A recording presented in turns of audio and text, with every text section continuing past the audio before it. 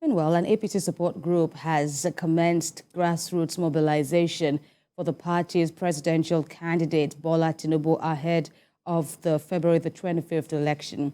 This exercise is aimed at reaching the 6 area councils of Abuja in order to gain local support for the APC's presidential candidate.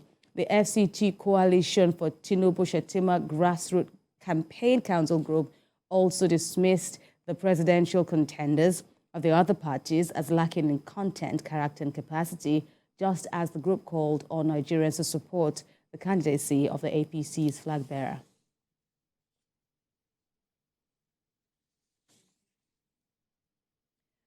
Meanwhile, a coalition of civil society organizations has asked the Independent National Electoral Commission to extend the collection of permanent voter cards by 1 week after it closed on February the 5th. In a joint press conference by different groups, which includes the Enough is Enough body, as well as Ward C, Connect Hub, Fix Politics, and other groups, the coalition claims that many Lagos residents were denied their PVCs due to administrative lapses of the commission. Now, part of the statement reads that we demand that INEC extends the PVC collection in Lagos to Sunday, February the 12th, 2023, as voters shouldn't be penalized for INEC's administrative lapses. We have joining us now to talk some more about this lingering issue, the program's manager of Community Life Project, Francis Onaho, who joins me via Zoom to speak more on this demand by a group of a coalition group who are calling for an extension of PVC collection here in Lagos. Thank you very much, Mr. Francis, for joining us at this time. So what do you make of this demand? Is it justified that INEC should extend the PVC collection by a week? Absolutely, because it's not the first time INEC will be doing that. If you recall, in 2014, they took responsibility for the administrative lapses when the PVC did not arrive on time for voters to collect that. So we are asking them that this is not the first time. They can go back to history. There's a precedent already for Lagos State. A lot of people showed up to collect their PVCs. So this is not a question of PVC collection problem. It's a question of PVC distribution problem. A lot of people showed up. And if you recall, about 24,000 of those PVCs arrived in Lagos probably on the 24th of January. PVC distribution started since 12th of December. So a lot of Lagosians went to INEC's offices at the state, at the local government level, and at the ward level to try to collect their PVC, but they were not able to collect their PVCs. Some as much as 7 times.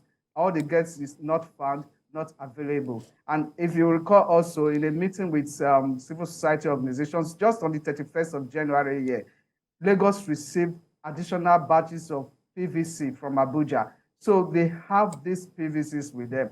So we are asking that they should extend this so that those Lagosians who showed up repeatedly to collect their PVCs and were not able to collect their PVCs should be given an opportunity to collect their PVC. They shouldn't be penalized for INEC's administrative lapses.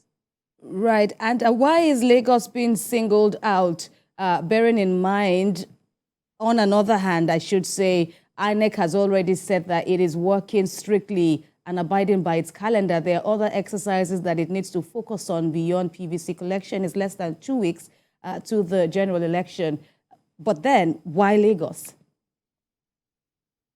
Okay, like I said before, if you also go back to history from 2011 coming downwards, Lagos has always had this issue of uncollected PVC across the country. Yeah, Lagos right. has the highest number of uncollected Right, PVCs. right, but INEC is saying now yes, that in Lagos there is on record at least an 87% collection of PVCs, admitting also that yes, there may have been some lapses. The same INEC is saying, yes, the same INEC is saying that they have over 100,000, about 116,000 new PVCs from the new one. We're not even talking about the previous uncollected ones, because when you add that, we are looking at about 900 and something thousand PVCs. So, but we are focusing on those people who showed up, and the fact that INEC did not bring these PVCs on time to Lagos. And since there is a precedent already set where INEC took responsibility for lapses and extended PVC collection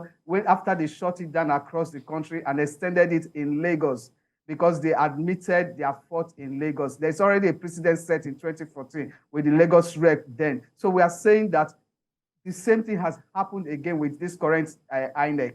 They should take responsibility for the fact that they did not bring the PVCs on time. People took permissions repeatedly from their places of work, and nobody is going to compensate them for that, because if you know the fact that sometimes when you don't show up that day, for that day, your money is deducted from your salary. Not to even talk about those who live on their daily allowance. So if they don't show up to sell their wares, they don't have anything to take home for that particular Let day. me quickly bring up the second part of my last question, saying that INEC has already said about a day ago or so that it has a strict regimen now to follow. Its staff have a lot of, other important stuff that they need to take care of before the elections, which are due to begin in less than 2 weeks from now. So what happens to that? How will they be able to accommodate this extension? Okay, so if you were also present, yes, because if you're also present at the last stakeholders meeting they had on Thursday, the REC of Lagos has assured during that conference, that stakeholders meeting, that he's going to get back to Abuja and take up this issue with Abuja. So we are saying, since you have those people in the database, they are not much, about 100 and something thousand people, send direct messages to them and get them to come to your office to pick up their PVC. It's about 100 and something thousand people we are talking about. Since you know that you have about 80-something% distribution rates in Lagos, so you probably have some local government where you have about less than 1,000, 4,000, 5,000 here and there. So send direct messages to these people. Let them come on a particular day to your local government. You have sorted these cards already and hand it over to them. So it's not, I don't think it's rocket science. And he has assured that he's going to take that up. So we are going to be looking at how many of these people receive SMS messages. It's already a platform where people whose name, we are strict about that. If your name is on the voters register, and you've seen it's on the voters register in Lagos here, and it means that your PVC is there. So INEC should give them their PVC. We're not talking about those people whose names are not on the register. We are talking about those whose names are on the register. All right. And we're not even talking about those who have backlog of PVCs that we are not able to collect it in previous instances. We're talking about these new PVCs, especially those ones that came to Lagos on the 31st of June. Mr. Francis Onaho, I apologize for the interruption, but we are pressed for time. I've actually run out of time now. Thank you very much for your time with us on TVC News. We'll see how it all pans out between now and the D-Day for the elections. Thank you so much.